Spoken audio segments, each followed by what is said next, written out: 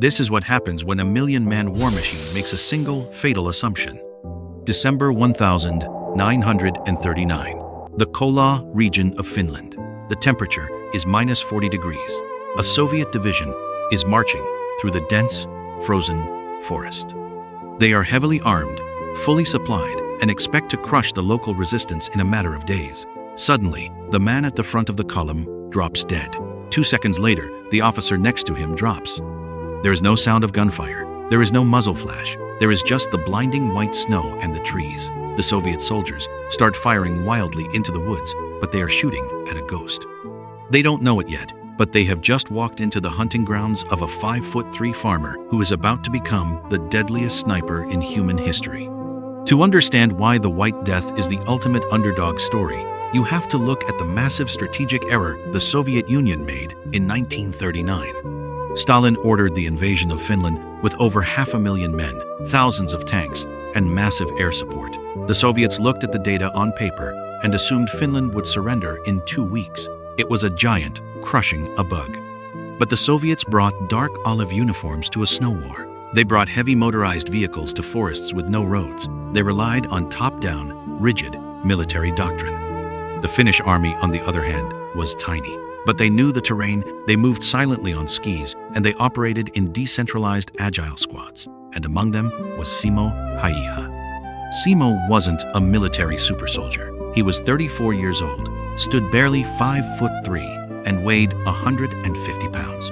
Before the war, he hunted foxes in the snow. But growing up in the brutal Finnish wilderness taught him a ruthlessness and an extreme level of competency that the Soviet conscripts simply couldn't comprehend. Simo didn't rack up over 500 confirmed kills in 100 days just because he was a good shot. He did it by engineering a perfect, flawless system of survival. He eliminated every single variable that could get him killed. While other snipers used telescopic scopes to see further, Simo completely refused to use them. 1. The glint rule. Simo knew that sniper scopes reflect sunlight. A single flash of light bouncing off the glass would give away his position to a Soviet counter-sniper. So, he used basic iron sights. 2. The silhouette fix. Using a scope requires a sniper to lift their head a few inches higher off the ground. Simo knew those few inches could mean a bullet to the brain. Iron sights allowed him to press his face flat into the snow, keeping his silhouette virtually invisible. 3.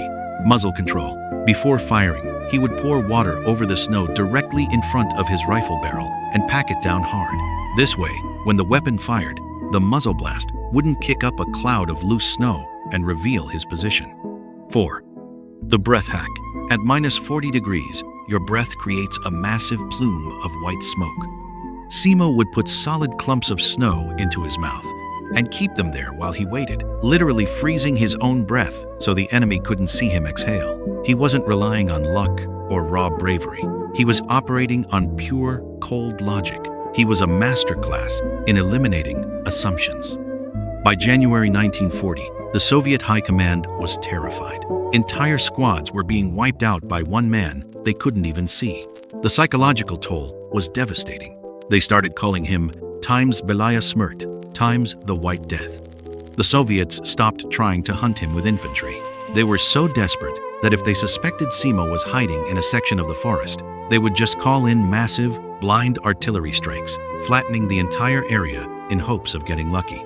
He survived them all, but on the 6th of March 1940, the odds finally caught up. During a massive close-quarters firefight, a Soviet soldier fired an explosive bullet that hit Simo squarely in the lower left jaw.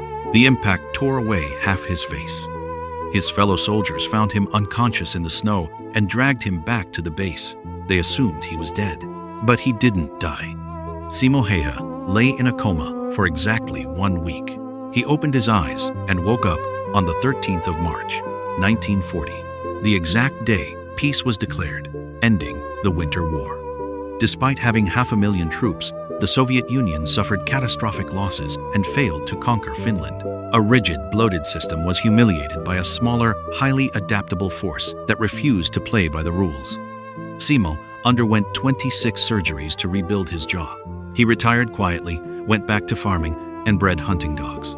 He lived to be 96 years old. Years later, A reporter asked him if he felt any guilt about the hundreds of lives he took. His answer was as cold and precise as his tactics. He simply said, "I only did what I was told to do as well as I could." No ego, no boasting, just an extreme professional who did exactly what was required to survive when the odds were impossible.